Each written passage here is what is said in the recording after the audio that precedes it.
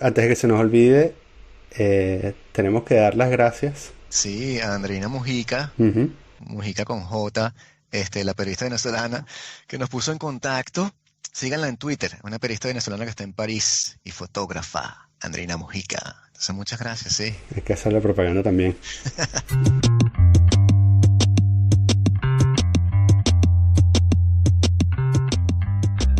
En el penúltimo capítulo de Cosita Rica, en un instante ahí, Claro, eso fue. imagínate, por favor, por favor. Y y leí algunos de tus poemas en algunos autobuses por ahí en Caracas. Leía Boulevard. O sea, todas las tardes me dedico a deambular por esta bella ciudad de mierda. Me parece que es un gran comienzo. Además que ese poema tiene una frase que por ahí estás describiendo a la ciudad y entonces dices que es un aguacero de putas viejas y mandarinas. Esa me parece una de las grandes frases de la poesía venezolana. Entonces yo siempre te he estado agradecido en silencio y ahora te puedo dar las gracias en vivo. Porque Gracias, de alguna gracias. manera me ayudaste a conectarme con esa ciudad que era nuestra, ¿no? Ujú. Sí. Pero sigue siendo en algunos ¿Mm? espacios recónditos del Sí, adentro de todos, ¿no? sí. ¿Dónde estás tú? En Miami. En este momento estoy en Miami, sí. Okay. Sí. ¿Y dices en estos momentos porque no vives permanentemente ahí o estás trabajando? Bueno, porque he tenido 2 años en particular como un poco en espíritu de gitano, Mm, cosa que me gusta. Mm. Incluso hay un poema mío en tatuaje donde yo hablo un poco de que lo que me gustaría justamente es ir errando de ciudad en ciudad, ¿no? ujú. Pero aquí es donde tengo el zip code, donde me llegan, cuando compro algún libro en Amazon, me llega Okay. aquí. Pues sí, porque estuvimos con la gira de Piaf, Ajá, el sí, musical de Piaf, Voz y Delirio que yo sí. escribí, Ujú, que interpreta María Casemprún. Estuvimos 3 meses en Madrid, después 3 meses en México. mm, Después, bueno, estuve de verdad viajando bastante y llegó un momento que no sabía cuál era mi verdadero domicilio, ¿no? mm, Pero bueno, pero sí, es aquí, actualmente Miami. está bien. ¿Y estás haciendo telenovelas, estás haciendo teatro? ¿Qué estás haciendo? Estoy haciendo televisión para México y Estados Unidos, Ok. escribiendo para Televisa y, y bueno, Univisión, porque Televisa y Univision son socios, entonces todo lo que Televisa produce, Univision lo pone en su plataforma, en su Ok. pantalla. Entonces, es una manera, bueno, primero de seguir haciendo lo que sé hacer, de ganarme la vida haciendo lo que sé hacer, que es un privilegio, porque en esta palabra terrible, áspera, espesa que es el exilio, que puedas ganarte la vida haciendo lo que sabes hacer es sin duda alguna un beneficio, un privilegio, Sí, perdón. sí, un privilegio. Totalmente. Las dos personas que nos están oyendo y nosotros, nosotros dos también hemos seguido algunas de las cosas que has escrito sobre el exilio. Pues has vivido como públicamente un proceso de reflexión, ¿no? Escribiendo algunas cosas sobre el exilio y sobre. Sí, bueno, en rigor yo voy para los 3 años Ujú, de exilio. sí. El exilio implica una acción en contra de tu voluntad, ¿no? Mm, ujú. Eh, Nadie se va al exilio voluntariamente porque ya eso no se llamaría exilio, pues, ¿no? Ya tú lo llamas mudanza, Migración. propósito, Sí. inmigración, etcétera, ¿no? Eh, y supieras que he reflexionado menos de lo que quizás por mi condición de escritor, que un escritor es gente que piensa con los dedos. Yo siento que el principio fue tan, tan inesperado, porque yo vine aquí a un viaje de 10 días, justamente a planear una gira, el comienzo de la gira internacional de Piaf. Vine por 10 días y ya llevo 2 años y medio. Mm. Me vine prácticamente con una maleta eh, transitoria, es decir, mi plan estaba volver, pero después supe, gracias a alguien una llamada que me cambió la vida, eh, cuando estaba aquí en Miami justamente me Mm. dijo, mira, alguien de la línea aérea en que viajé que tenía mi WhatsApp, me dijo, mira, Leonardo, el SEBIN tiene 3 días preguntando en qué vuelo llegas. Puño. Wow. Y me dijo, quédate. Y lo cual me pareció No. o sea, obvio, era Sí. obviamente lo que tenía que hacer, ¿no? Ujú. Y como te digo, yo ni siquiera apagué la computadora en mi casa Sí. en Venezuela, porque como cada vez que la apagaba por los temas de los apagones eléctricos, se me iba el internet y tal. Entonces, en fin, Coño, ¿qué fue lo que dijiste? Sí, yo lo que iba a preguntar. ¿Qué decía el último artículo? no, es que fue la sumatoria de artículos, o sea, fue la sumatoria, ¿no? Estaban esperando, no sé, de hecho cuando yo viajé, me acuerdo mucho que estaba en Maiquetía y se me acercó alguien de una aeromoza y me dijo, mire, lo están llamando por aquí, me acercó un celular y yo, ¿a tu teléfono? Entonces me dijo, sí, lo están llamando del lado afuera de la línea Ujú. aérea. Agarré el teléfono y me dijeron, Hay un agente del SEBIN aquí buscándolo, estando yo en Maiquetía. Por Ah, wow. supuesto, yo decía, bueno, aquí va a pasar Ujú. lamentablemente un episodio terrible. Estaba casi que apurando a la gente a montarse en el avión. Vámonos ya, vámonos de aquí. Ujú. Pude montarme, pude despegar, pero efectivamente ya desde el primer momento andaban como, bueno, no sé, con ganas de un poco de arruinarme la vida por algún lado, ¿no? Ujú. Entonces, lo que te estaba comentando es que el principio a mí me generó mucho estupor eh, irme así. Digamos, Ujú. Claro. primero, yo no tenía planeado irme, yo tenía Ujú. planeado seguir. Y Ujú. luego quedar del otro lado del país Ujú. así inesperadamente, sin planificar nada.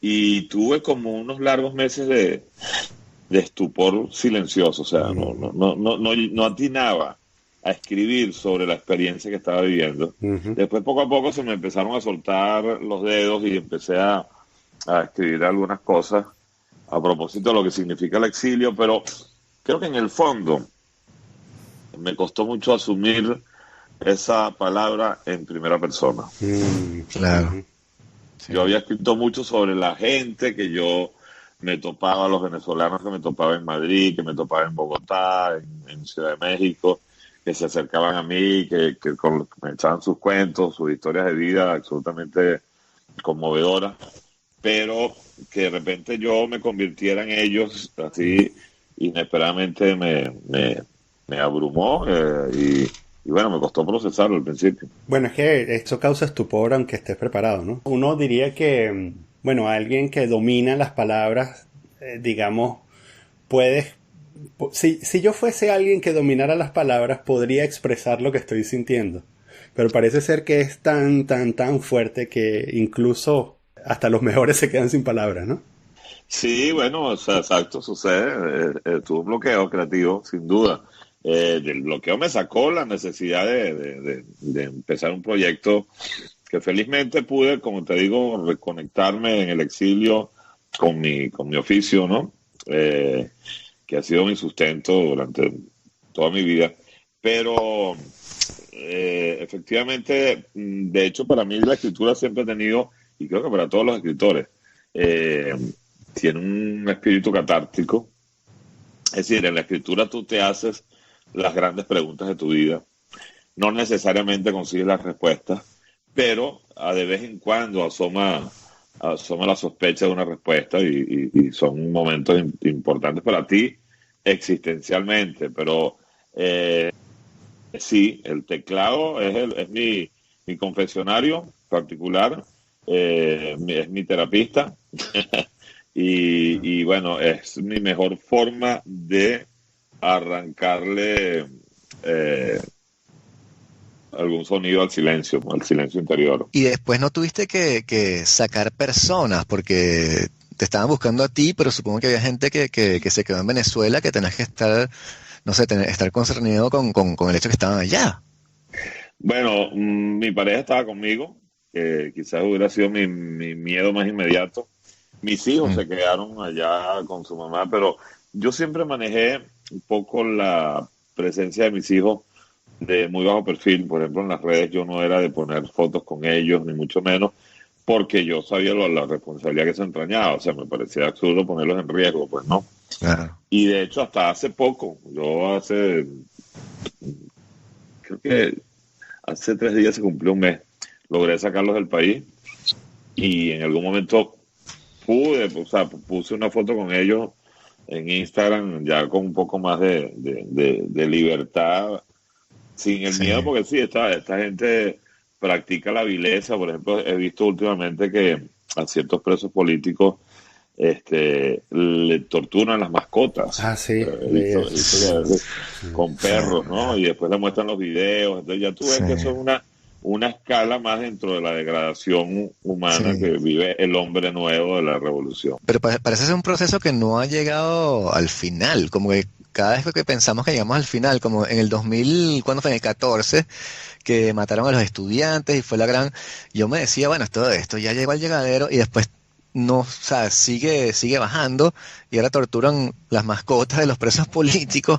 O sea, es como si cuando consiguen el fondo dicen, no, vamos a seguir excavando a ver hasta qué punto podemos llegar. Mira, yo a mí me van ahorita a editar en España un libro de mis crónicas que no están publicadas en libros, ujú, pero fueron publicadas en El Nacional, en Garauta Digital, eh, del 2015 al 2018. Entonces, obviamente, tuve que releerme, lo cual es un proceso ya cruel de por sí.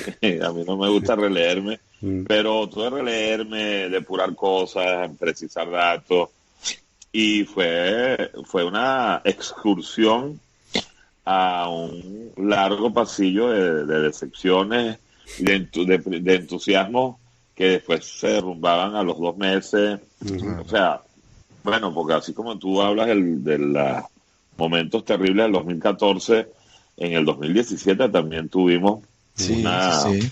Sí, una calle muy encendida, con un alto índice de gente, bueno, herida, asesinada, asesinada, sí, sí. presa, lesionada de por vida, en fin. Ujú. Entonces, releer todo ese inventario para mí ha sido, wow, impresionante, porque efectivamente tú ibas sintiendo, bueno, llegamos al sótano, ah, no, hay sótano 2, ah, no, Sí, este edificio exacto. tiene sótano Ujú, 3, Sí. caramba, mira el sótano 4, ¿no? ujú. Y Sí, así, y de hecho, también te das cuenta de lo poco asertivo que hemos sido muchos aquí en el tema de los pronósticos y los análisis Sí, políticos, sí, porque me acuerdo, me topé con más de un artículo mío donde decía, bueno, estamos en la etapa culminante, estamos sí. ¿sabes? En los estertores, Mm, no, sí. todavía quedaba y todavía queda. Y lo más cómico es que con el paso del tiempo se vuelve como más imposible justificar o defender lo que están haciendo porque hay como cada vez más evidencias más claras y entonces la gente que lo justifica ha como también cambiado. Como que yo siento que antes, hace 10 años, le hubiese podido dar dado el beneficio de la duda a alguien que estaba como defendiendo al gobierno porque de pronto está como muy confundido o qué sé yo. Mientras que hoy en día, hoy por hoy, me parece que ha llegado a un nivel tal de violencia y como demoníaca, si se quiere, o sea, actos de verdad de barbarie, que se convierte en una cosa completamente injustificable y cualquier persona injustificándolo, hoy por hoy no podría darle el beneficio de la duda. Y cuando me ha pasado, porque he tenido debates con profesores en Estados Unidos, por ejemplo, llegas al final a un punto que de verdad se despierte como lo perverso. O sea, hubo uno que me dijo que no creía en los derechos humanos porque eran un constructo europeo, ¿no? Y entonces ya son gente como perversa la que está hoy por hoy defendiendo la revolución. Sí, esto es ya a estas alturas absolutamente indefendible. En algún momento uno podía hablar de lo que podríamos llamar los románticos de la revolución, ¿no? Es decir, mm, gente que de Exacto. repente apostaba por la premisa ideológica del chavismo, ¿no? Incluso la Europa, la izquierda europea, que siempre ha tenido como una suerte de ensoñación con el proceso político que se vivió en Cuba con la Revolución Cubana. Incluso en Estados Unidos también hay una cantidad de sectores de la izquierda que han visto eso con mirada muy romántica lo que estaba pasando en nuestros países, mm, Cuba, Venezuela, Nicaragua, eh, Bolivia, que felizmente ya Bolivia pasó la ujú, página, y de repente, bueno, se, dejan seducir por figuras con ribetes legendarios como Fidel Castro o Hugo Chávez, que después terminas viendo que son personajes básicamente siniestros, pues, ¿no? Accidentes espantosos de la historia. Pero ya ahorita el que diga que está con este proceso, bueno, básicamente, si está con este proceso es porque está rentabilizando su permanencia en ese proceso, se lo está monetizando, ¿no? Entonces, ya ahí no hay fundamento ideológico que lo sustente, pues, ¿no? Ya el único fundamento es el inescrúpulo y, bueno, y un interés crematístico, obvio, ¿no? Sí, porque llega el punto en el cual tú dices como que detesto el otro lado. Supongamos que tú eres chavista y tal. Detesto la oposición, pero ¿hasta qué punto mi lado empieza a darme tanto asco que empieza a considerar la posibilidad de voltearme, ¿no? Y ese punto para mucha gente pasó hace rato. O sea, la oposición ahora obviamente es mayoría, pero sigue habiendo como un núcleo duro ahí, y como bien señalas, es cada vez como menos ideológico, y los profesores se han ido. Ya lo que queda como profesores o como teoría política son mamarrachadas que si la inflación la crean los comerciantes, en fin, la idea que tienen las personas de los precios en la cabeza, que era lo que decía uno de los asesores de Maduro, se vuelve como un cinismo en el cual vamos a avanzar unas teorías entre comillas que no son tales para que la izquierda europea diga, no, sí, están los marxistas, gramscianos, no sé qué tal, trabajando bien, pero en verdad lo que queda es de un cinismo completamente total. Así es, totalmente. El fundamentalismo que queda en estos momentos sosteniendo esto, bueno, ya se quedó sin argumentos. Sí, ¿no? sí. Mira, en esta revisión encontraste pistas nuevas para lidiar con tu presente, ¿o fue un camino de pura decepción? Yo siempre he sido un optimista crónico. Yo creo que releerme fue también releer mi capacidad de optimismo y entender que, bueno, lo tenía abollado totalmente, ¿no? Es como que si hubiera recibido batazos por todos sus costados y sus pliegues, ¿no? Y entonces toca efectivamente reconstruirlo, ¿no? A todas estas toca lidiar con un tema que es ahorita, me parece un tema interesante, pero neurálgico, ¿no? Que es el tema de las redes sociales, ¿no? Y todas las matrices de opinión que se generan allí. Actualmente, el Twitter, por ejemplo, que pareciera la red social especializada en política, en virulencia política, es como una suerte de fiesta del odio, ¿no? Sí. De todos contra todos, mientras más insulto, más me excito. Sí. Hay un campo de ira tremendo. Recuerdo mucho la reflexión de Humberto Eco en algún momento, que puede sonar bastante dura, donde decía que, bueno, las redes sociales le dieron voz a la estupidez humana, y la estupidez humana es muy abundante, ¿no? Es mayor que la inteligencia humana. Entonces, suena poco democrática la frase de Humberto Eco, pero es cierta. Entonces tú, wow, te das cuenta también de que es un campo minado por por lo tendencioso, lo malintención, reflexiones epidérmicas, demasiada impulsividad. Entonces es un campo poco proclive a la discusión seria y sosegada del proceso político que estamos viviendo. Sí. Y es la promesa rota de la democratización del acceso a la información, ¿no? La promesa inicial del Internet. Nos hemos dado cuenta todos a la vez que la democratización del espacio terminó corrompiéndolo, ¿no? Yo supongo que de alguna manera ha socavado también los fundamentos democráticos en cierta manera, ¿no? O sea, si tú creías en algo y te das cuenta de que lo que creías terminó, bueno, destruyendo no solo el espacio público de tu país, sino de muchos otros países, y terminó incluso destruyendo algunas democracias en el mundo. Entonces, ¿cuál es la solución, no? ¿O cuál es la alternativa, no? Aquí pareciera que no hay regreso, es decir, tú no puedes decir, bueno, ya va, espérate, nos desbocamos, esto es demasiado delicado, demasiado peligroso, esta esta voz plural que son las redes sociales, esto vamos a administrarlo, vamos a hacer una curaduría, no, ya no es posible, ¿no? Entonces ya tenemos que aprender a convivir con esto, pero bueno, tú ves cómo se están estableciendo ciertas regulaciones, entonces Facebook ahorita tiene como unos filtros para depurar las noticias falsas, porque el Facebook que se está usando mucho para generar campañas, primero las fake news que pueden atentar contra la imagen de un candidato o no. Eso ya pasó en los Estados Unidos, comprobado con el tema de las elecciones entre Hillary Clinton y Donald Trump. Y se están tomando todas las medidas posibles en función de las venideras elecciones. Pero no solamente ha pasado allá, obviamente está pasando en Venezuela y nos hemos dado cuenta que además la forma de manipular a la masa es muy fácil. Entonces, imagínate lo tremendamente peligroso que se ha vuelto ahorita este territorio, donde además todos entramos, no necesitamos un pase VIP, todos tenemos un ticket de entrada. Y todos recibimos esa radiación que a veces es impresionantemente tóxica, ¿no? Sí, pero es que yo también creo que el error no está tanto en el soporte, sino que el problema somos los seres humanos, que somos como estos parásitos que agarramos las cosas y las convertimos en basura. Parece que hubiese una masa crítica a partir de la cual entra más gente y todo se va como la mierda.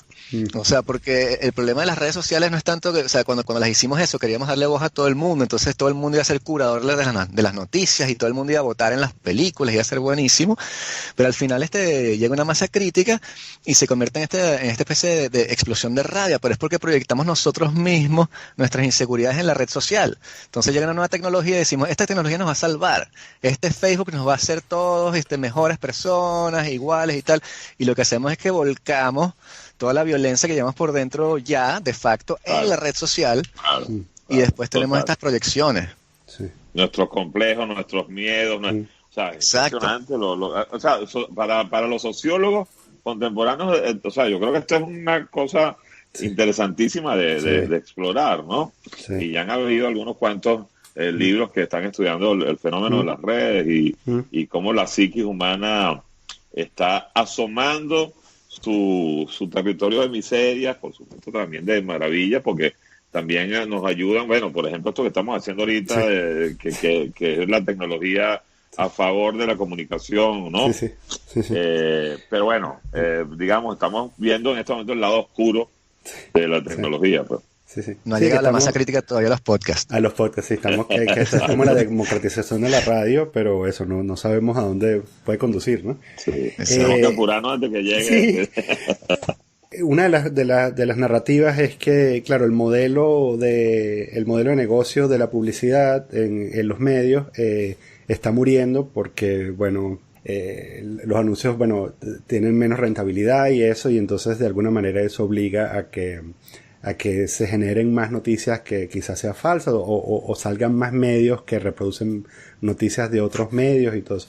¿Tú tienes alguna reflexión acerca de si los periodistas o los escritores en general no dependen de la publicidad, de qué pueden depender? Eso es interesante, porque por ejemplo está pasando también con el tema de la televisión abierta, que se está hablando mucho de que está en vías de extinción, ¿no? Pero tú sientes que, por ejemplo, tú sigo trabajando ahorita para la televisión abierta y tú sientes que igual hay millones de personas que siguen conectadas con ellos, porque por ejemplo para hablarte de México, por ejemplo, o sea, yo estoy trabajando ahorita para Televisa, que por cierto es un canal donde jamás pensé que iba a trabajar porque nunca me ha gustado lo que estéticamente hace, ¿no? Pero bueno, esas son esas paradojas de la vida. Pero el México profundo, el México iletrado, el México que no está en los cónclaves urbanos, y que no tiene de repente acceso a internet, etcétera, etcétera, sigue consumiendo televisión abierta, sigue informándose a través de allí. Es su principal consumo de cultura de masas, ¿no? ¿Qué ha pasado? La nueva narrativa que se está generando en plataformas como Netflix, Amazon, Hulu, primero yo le agradezco, porque se están contando las historias de una manera muchísimo más ingeniosa, muchísimo más elaborada, más compleja, de forma menos maniquea, más artística. De hecho, ahorita se está haciendo cosas más interesantes, pienso yo, en la televisión de streaming que en el mismo Hollywood, ¿no? Sí. O sea, hay series que son sencillamente descomunales. Una serie como Chernobyl, por ejemplo, Sí. Game of Thrones, que es un alarde por todos lados, de producción, de inventiva, de aliento épico, narrativo, en fin. Nos obliga, felizmente, nos obliga y nos ayuda a los escritores a contar mejores historias, ¿no? A afinar el pulso de una manera distinta. Lo mismo pienso yo que pasa, por ejemplo, con el periodismo en las redes, como hay tanto portal que lo que hace es replicar la noticia del otro y de repente a veces cuando abres el link, el desarrollo de la noticia es más breve que el propio titular, Sí. ¿no? Sí, Porque básicamente era un señuelo para que le dieras clic, entonces el Sí. clic, tú sabes, ayudaba a la idea de que era un portal rentable para hacer publicidad, etcétera, etcétera. Está obligando, y ya bueno, la gente llega un momento que ya se da cuenta y empieza a caer menos en los señuelos, ¿no? Menos fácilmente. Yo creo que también implica, número uno, el periodismo que se hace por las plataformas tradicionales tiene que ser cada vez más ingenioso. Así como los escritores en televisión, los periodistas en sus medios, tienen que ser, bueno, creo que eso le está dando incluso más espacio al periodismo de investigación, a la crónica periodística, bueno, y al rigor de la noticia, ¿no? Porque como estamos viendo que las redes están llenas de mucho falso periodismo, de periodismo fatuo, muy teñido por la farándula del mírame a mí primero, del inmediatismo, que le da paso al amarillismo. Entonces se impone, para que un medio pueda realmente sostenerse sólidamente, que sus periodistas postulen bueno, su oficio con unas cotas más altas de exigencia, más atractivas. O sea, ¿qué te puede hacer que tú leas más tal medio que otro? Bueno, de repente la prosa de ciertos periodistas, y estoy hablando ahí del estilo, no solamente incluso de lo que informas, sino cómo me lo informas, ¿no? De repente, oye, prefiero leer una misma noticia a través de la mirada de un periodista como Martín Caparrós, que de cualquier periodista X que está trabajando la misma noticia, ¿no? Creo que esto, digamos, nos acorrala, pero también nos ayuda a reinventarnos. Por cierto, ¿tú crees que la telenovela como producto tiene cabida en estas plataformas de streaming? Mira, de hecho, Netflix está ahorita planteándose hacer telenovelas modo Netflix. Es decir, por supuesto, menos capítulos, con altos valores de producción, con narrativas más complejas, con temas mucho más amplios y más, digamos, que pueden ser más álgidos, ¿no? Que los que tratan en una televisión abierta. Pero yo creo que porque también han dicho que la telenovela está en vía de extinción, ahorita la gente solamente ve series y tal. Pero eso que te estoy diciendo es porque yo lo he conversado con gente de Netflix, gente que está adentro de Netflix, y me dice, no, nosotros más bien estamos buscando cómo recodificar la telenovela en nuestro lenguaje. Es decir, de repente vino el auge de las narconovelas. ¡Wow! Empezó, ¿sabes? Pablo, el patrón del mar, La reina del sur, Señor Acero, El señor de los cielos, y de repente tú estás viendo cómo se ha ido agotando el fenómeno, ¿no? Y entonces de repente, por ejemplo, ahorita en la televisión de Estados Unidos, las telenovelas turcas, que ya invadieron Latinoamérica en la televisión abierta, están empezando a invadir aquí la televisión de Estados Unidos y les está yendo muy bien. Y las telenovelas turcas tienen el melodrama por la calle del medio, pero por la calle del medio, pero muy bien hecho. con unos exteriores descomunales, con unas actuaciones extraordinarias, con unos valores de producción óptimos. Entonces, ¿qué te quiero decir con eso? El cuento de nuestra emoción más poderosa, que es el amor, nunca se va a agotar. Sí. Y la gente siempre va a caer seducida ante una gran historia de amor. Claro. Eso es así. O sea, Sí. claro, generalmente se estigmatiza o se subestima, pero yo creo que este género todavía tiene vida, le toca reinventarse, Sí. justamente por lo que es ahorita el pasto de los tiempos, pero le queda mucha vida. Sí. Porque es uno de los, en el fondo es uno de los, o la gran contribución de Latinoamérica a la televisión, ¿no? Claro, Cabruja decía que Latinoamérica inventó la telenovela, ¿no? Y efectivamente es así, bueno, porque incluso más que Latinoamérica, yo diría el Caribe, pues, ¿no? Porque, bueno, somos sentimentales de oficio, somos pícaros, nos encanta el amor y la lujuria en la misma dosis, nos encanta el bolero, el despecho. No tenemos miedo a la cursilería, es decir, nos manejamos con el lenguaje de las emociones con inmensa elocuencia. Entonces, esos cuentos, a veces rimbombantes, a veces truculentos o rocambolescos, que tienen 120 horas para contar una historia de amor entre dos personas, lo hemos sabido hacer muy bien, y ¿qué pasa? Bueno, ahora toca hacerlo. Bueno, con la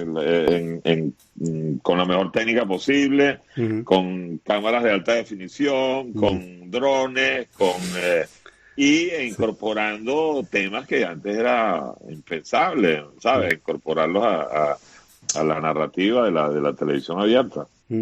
¿Tú trabajaste con Cabruja, ¿no? Bueno, yo no llegué a trabajar con él, yo di un taller con él, que... digamos, él era el profesor titular y yo era el suplente, y yo me imaginaba que me iba a tocar darlo a mí muchas veces porque sospechaba que él no iba a ir casi, pero para mí maravilla.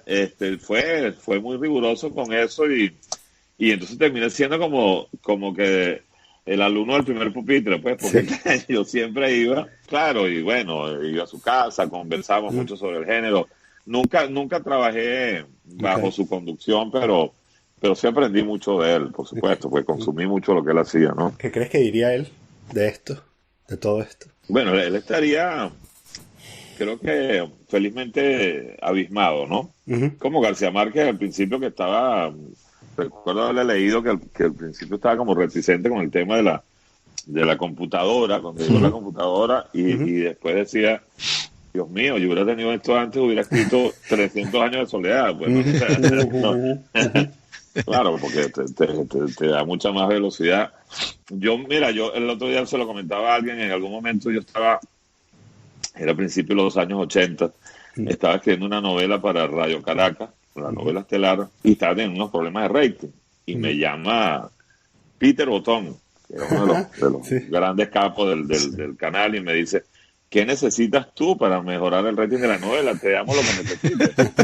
Y yo le dije, yo necesito 7 potecitos de Tipex, porque no te imaginas, o sea, lo que quiero decir es que yo en ese momento escribía con las máquinas que tenía que poner después la brochita con el Tipex, y se te secaban ahí mismo. Entonces, cuando estabas escribiendo una escena que estabas absolutamente inspirado, me equivoqué, la brochita no servía, no tenía más Tipex, salía por los pasillos de Radio Caracas a buscar, oye, alguien me presta un potecito de Tipex.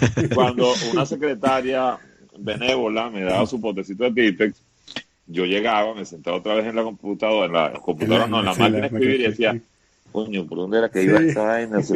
¿Sabes? Perdía la frase, perdía el aliento, el impulso. Entonces yo le decía a Peter Botón, coño, dame 7 potecitos de Tipex, voy a escribir mejor, más rápido, en fin. Pero después llegó todo eso, la máquina eléctrica que borraba ella misma las cosas, en fin. Yo asistí a todo ese proceso y ha sido un alivio para nosotros los escritores, ¿no? Sí. ¿Y tú escribías un capítulo por semana? Capítulo diario, hermano. ¿Diario? Diario. 40 páginas diarias, por supuesto, junto con 2 o 3 escritores más. 40 páginas diarias. Claro, es que eso, digamos, es parte de la naturaleza de este género que tiene factura industrial, ¿no? Entonces, por supuesto, en 120 capítulos de 40 páginas cada uno, tú multiplicas eso, te da una enormidad de páginas que tú lo pones uno sobre otro y Tolstoy te ve así como que coño, ¿no? Claro, sí. No estoy comparando ni No, con no, Tolstoy, pero sí, claro. pero en cuanto a volumen. Sí, sí. Entonces, claro, en esa cantidad enorme de páginas que eran resmas de papel, y en esa velocidad de vértigo con lo que se escribía, había mucho espacio para el disparate, para la incoherencia, para el cabo suelto, ¿no? Claro. Eso es otra cosa. Por ejemplo, en Netflix los mecanismos de creación son de una lentitud maravillosa, como debe ser. O sea, te puedes tomar 3, 4 meses, 5 meses para elaborar una sinopsis. Después hay toda una interacción con la gente que la lee. Es decir, cada capítulo tú puedes tomar el tiempo que tú quieras, no es esa espada de Damocles que es la pantalla abierta, apurándote, 40, 50 actores en el estudio esperándote, en fin. Esa dinámica creo que ayudó a la mala reputación de la telenovela como género, porque bueno, por supuesto, era como, bueno, hazte unos 10.000 blue jeans para esta semana y 10.000 más para la otra, y bueno, claro. Unos con los cierres rotos, otros con los bolsillos disparejos, en fin. Pero bueno, en todo caso, también habla bien de nuestra capacidad de producción y de creación. O sea, ahí los venezolanos que fuimos en algún momento pioneros de este género en toda Latinoamérica, tenemos un know-how brutal. O sea, bueno, a mí aquí siempre me dicen, o sea, yo ahorita a veces me toca escribir 3 capítulos o 2 capítulos a la semana, ¿no? Y cuando estoy escribiendo 3, y digo, oye, vale, pero vamos a escribirles con más tiempo. Bueno, tú no escribías 5 capítulos a la semana.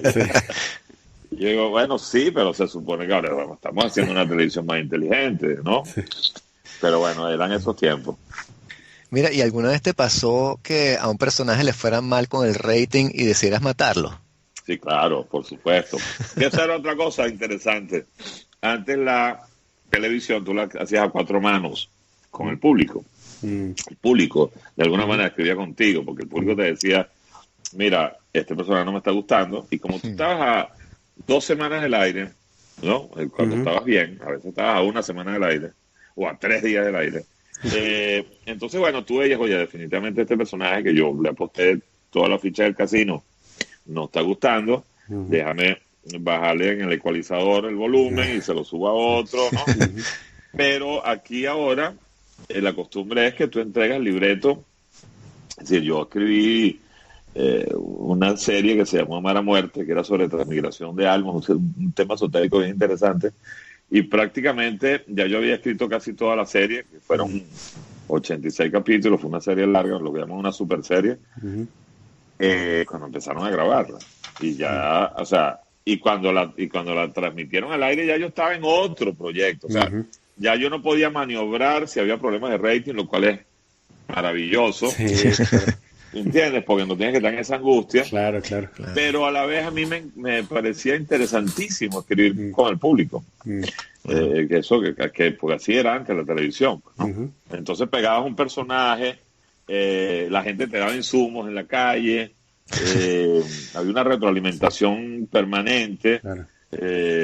Y bueno, así era antes la televisión. Eso cambió radicalmente. Y se conecta también con esta cosa de, bueno, que el origen del escritor es también un poco el cronista, ¿no? El tipo que va por la calle como recogiendo el espíritu de la calle y después plasmándolo en una obra, ¿no? Como el escritor es un espía de la realidad, pues, ¿no? Básicamente nos hemos convertido en unos boyeristas de la vida de los demás, porque son una fuente de información, de insumos extraordinario, porque siempre queda claro que la realidad escribe mejor que la ficción. Entonces a veces tú consigues unos cuentos que tú dices, coño, no puede ser que... O sea, yo pongo esto en una telenovela o en una serie y van a decir que estoy en drogas, pues, ¿no? O sea, van a decir que el tipo está delirando, Pero no, está, como decía la vieja frase, arrancado de la vida misma, ¿no? Sí, sí, claro. ¿De quién aprendiste tú? Mira, yo tuve varios referentes. Yo creo que el principal fue José Ignacio, la bruja, Ujú, porque era como mi libro de cabecera, ¿no? ujú, O sea, la obra de José Ignacio era mi libro de cabecera. Pero con quien aprendí mucho la orfebrería del oficio fue ujú, con César Miguel Rondón, ujú, que es mi compadre, nos hicimos grandes amigos, ujú, y con quien comencé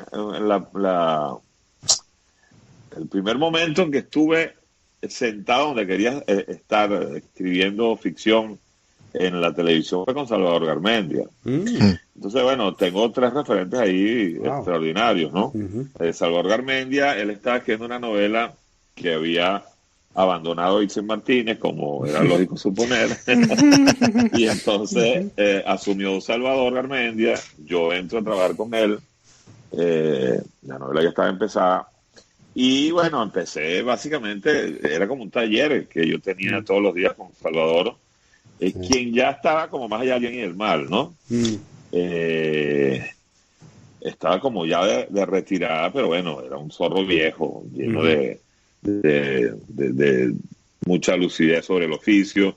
Escribíamos en una oficinita que quedaba en el Boulevard de Sabana Grande. mm, Entonces, digamos, el taller proseguía después de las horas de escritura en ujú, los bares de Sabana claro. Grande, ¿no? Ahí estaba mi yo Strini también Ujú, en ese equipo, imagínate.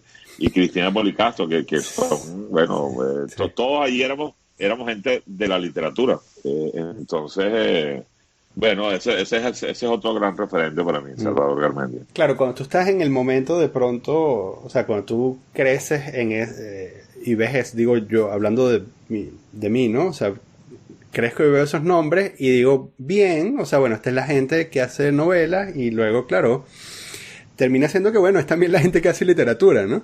Y entonces, Sí. ¿cómo no van a crear productos de referencia si en el fondo esta gente que hacía las telenovelas es la misma gente que hacía, sabes, que escribía poesía, que sabes, que escribía novelas y tal, ¿no? O sea, A obras de teatro. y que Claro, eso, ojo, ¿sabes? no fuimos muchos los que cruzamos esa Mm, calle, ¿no? ujú, O sea, fuimos pocos y fuimos muy estigmatizados, mm, muy mm, satanizados por lo que llaman la ujú. inteligencia, ¿no? Sí, bueno, claro, sí, sí. A mí siempre me vieron mis compañeros de generación como, Mm. bueno, este Te tipo le vende el alma al vendiste. diablo, ¿no? Claro, sí. Claro. Claro, Ujú, o sea, ujú, coño, saliste del territorio ujú. químicamente puro de la Artístico. poesía, Sí. Sí, o sea, pasaste del papel literario a Chepa Mm, Candela, ¿no? sí. ujú, ujú, Pero sí. bueno, no pasaba, incluso había días que yo salía en las dos partes del periódico, Ujú, en Chepa Candela y en el papel literario. sí. Allí, obviamente, esa inmersión en el mundo de la televisión comenzó con lo que llamaron el fenómeno de la telenovela cultural Ujú, en los años de Luis Herrera, que fue donde gente como José Ignacio, Salvador Garmendia, sí. Ibsen, Los se unitarios, ¿no? hacer, Que hacían los unitarios en bueno, este, si no, los sí. unitarios y Y novelas. novelas que eran Ajá. como cortas. Ok, ok. Por ejemplo, La señora de Cárdenas, que Ajá, fue una sí, sí, novela, sí. un parteaguas, ¿no? En Sí, lo que es sí, sí. Sí, la sí. historia del género, que es de José Ignacio Cabruja. Era una historia de 60 capítulos y era una historia sin estridencias narrativas, era una historia Mm, muy llena de verismo, ¿no? mm, Eh, entonces, ese tipo de personajes, José Ignacio, Salvador, Ibsen, después vinimos otra camada mm, donde está Alberto Barrera Tisca, ujú. donde estoy yo, donde está, bueno, eso, Cristina Policastro. Bueno, pero no te creas, el medio intelectual venezolano, como cualquier medio intelectual, está lleno de prejuicios Sí, y lleno claro. de complejos. Y tú imaginas la cantidad de compañeros míos que me veían con el Mm, rabo del ojo porque yo hacía televisión, pues, ¿no? sí. Me estaba manchando las manos, pues, ¿no? Ujú, Claro. Después algunos de ellos, o cosas de la vida, 15 años después, 10 años sí, después, me estaban llamando para pedirme trabajo. claro, claro. Y yo decía, oye, pero bueno, te vas a manchar las manos como yo. Sí. Que es también como este fenómeno de la cultura popular se transformó en la cultura, ¿no? Y entonces, claro, que es cada vez más difícil defender la postura de creerse puro culturalmente. porque estamos, o sea, vivimos en un mundo en el que la cultura popular lo domina todo, ¿no? Y entonces, y de hecho, un ejemplo es que acabamos de invertir, no sé, 15 minutos teorizando acerca de las bondades de la telenovela, ¿no? Sí. Entonces, bueno, claro, yo puedo imaginar que quizás hace 30 años, sí, había como esta resistencia, pero ahora que consumimos todos o sea, el mismo producto, comenzamos a añorar cuando había una labor artesanal que quizás separaba ese producto de la industrialización masiva que se hace ahora, ¿no? Sí, sí, sí, total. Pero a mí me parece interesantísimo lo que está pasando ahorita y además cómo se están alimentando los géneros entre sí, pues, ¿no? Y tú estás viendo cómo, por ejemplo, el cine se está alimentando del cómic, ¿no? Cómo incluso, bueno, la literatura siempre ha alimentado la narrativa audiovisual, pero a veces también está ocurriendo a la inversa, ¿no? Hay series que después terminan transformándose en libros. Es decir, está pasando un mestizaje absoluto entre los géneros. Está de hecho de moda la literatura transgenérica, ¿no? Donde los géneros se confunden, las fronteras se permean. Y eso me parece muy interesante porque creo que incluso retrata con más fidelidad la complejidad de la condición humana, pues, ¿no? Y el espíritu de los tiempos, ¿no? Que son tiempos complejísimos, ¿no? En política, económica y sociológicamente hablando. ¿Tú crees que tenemos a nuestra disposición los medios necesarios para manifestar toda la amplitud del ser humano? ¿Tú crees que exista un medio que no estamos explotando suficiente? Oye, imagínate esa pregunta. No lo sé, la verdad. Sí, o el roncito que te estás tomando. Exacto. Eso puede ser. Creo que eso es ron, ¿no? Eso es ron. Bueno, es whisky, pero bueno. Whisky. Pero el ron tiene el mismo efecto. Tiene el mismo efecto. Mira, yo no sé si podría existir algún recipiente formal. Yo creo que quizás el que más se acerca a eso es la poesía. Yo creo que sigue siendo el idioma que mejor logra expresar lo insondable de la condición humana, ¿no? La esencia. Sí, y fíjate lo remoto, lo antiguo que es la poesía, ¿no? Sí. Y lo misterioso, por tanto, ¿no? Yo recuerdo mucho Juan Liscano, que era un viejo intelectual venezolano. En algún momento le tuve cierto encono porque despotricaba públicamente del rock.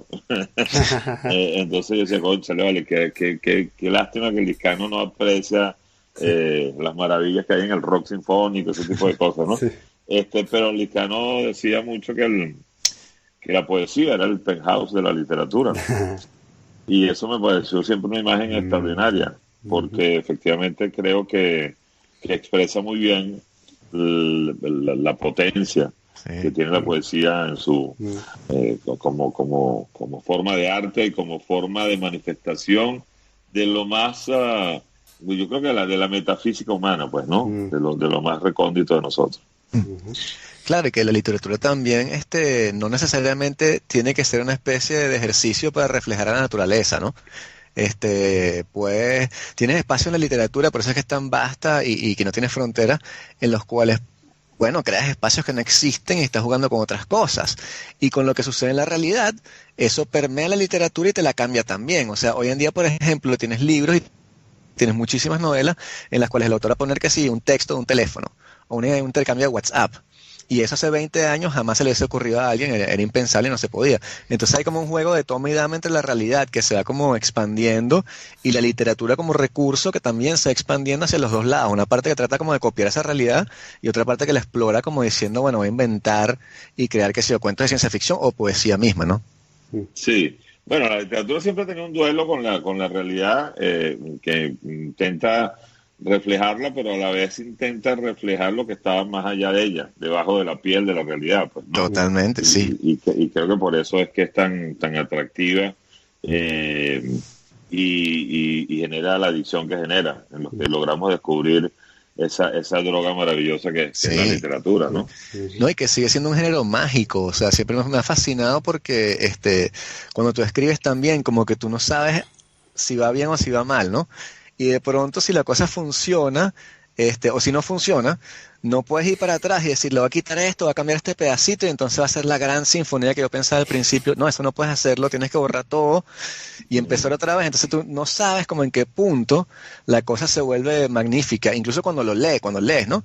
Que tienes novelas que de pronto te impactan muchísimo y te empiezas a leer y de pronto te gusta desde el principio, pero llega un momento en el cual tú dices, wow, esto trasciende la práctica de solo leer el libro, estoy conectando con una cosa esencial del ser humano y no sé cómo estos símbolos, cómo estas marcas en este papel están haciendo esto.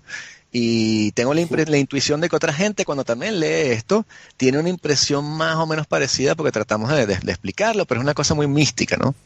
Totalmente, totalmente. Y esa cosa mágica de que la página en blanco, que o sea, tú la ves aquí y de repente tú te pones a excavar y sacas de ahí novelas, obras de teatro, Sí. poemas, aquí está todo. Es una maravilla porque lo que ves es un mapa blanco y ahí están todas las palabras que buscan explicarnos, ¿no? Eso sigue siendo un viaje interior apasionante. Totalmente. Sí. En esta vida de nómadas que has asumido, conocemos, bueno, bastantes personas que, por supuesto, han migrado o incluso que van por su segunda o tercera migración. Alguien que ha escrito y ha amado públicamente a su ciudad, ¿cómo lidia con esto, no? Claro. Fíjate, tú me hubieras dicho, marca con una X la lista de ciudades donde quisieras vivir que no sean Caracas, jamás hubiera puesto Miami. Sobre todo porque una ciudad sin peatones es sospechosa, ¿no? Esta ciudad no tiene peatones, lo cual es rarísimo. Yo sí que cada vez que salgo a la calle veo así a los lados como, coño, ¿por qué? ¿No? Bueno, entiendo por qué, pero me Claro. parece una ciudad... Sí. Ya ha ido generando cierto sentido de pertenencia por instinto bueno, de preservación de mi mismo estado mental, ¿no?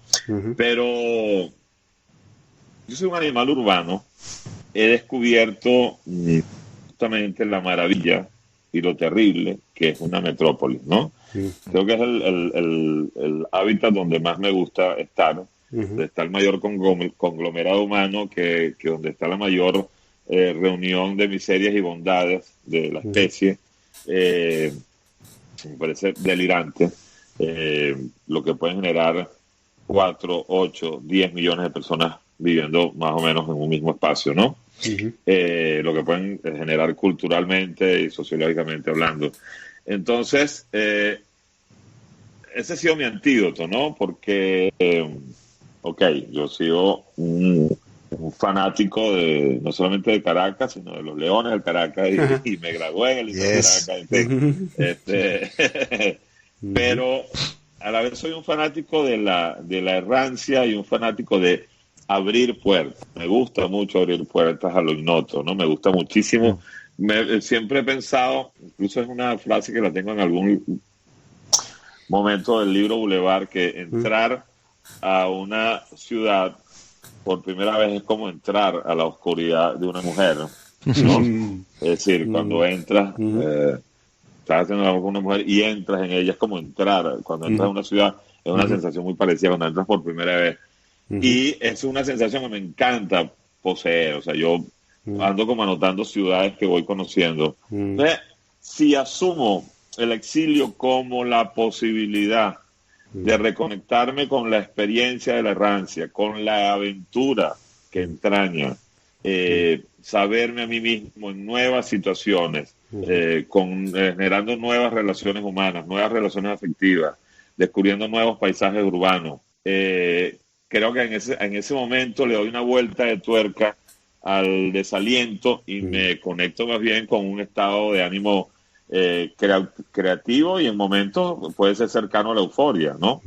Es decir, por ejemplo, me tocó vivir 3 meses en Madrid el verano pasado y la hice mía, es decir, me llegué a establecer una amistad con el kiosquero de la esquina, que donde iba a comprar el periódico todos los días. Llegué a saber cuál era el sitio donde mejor vendían el café o ¿sabes? Donde servían las mejores tapas. Empecé a tener mi cine preferido o mis librerías preferidas. Toda esa lista que tenía yo en Caracas, ¿no? Y lo mismo me pasó en Ciudad de México. Entonces, el hombre es un animal de costumbre. Eso es una premisa importante. Entonces, cuando asumes eso, cuando lo internalizas, cuando tomas conciencia de que el hombre es un animal de costumbre, creo que te vas a... esa sensación de desarraigo se atenúa bastante. Y dices, bueno, me tocó este capítulo, me tocó aquí, en esta latitud geográfica. Ok, entonces me descubro aquí, aprendo de mí aquí y me reinvento aquí. Creo que ese es el mandamiento, ¿no?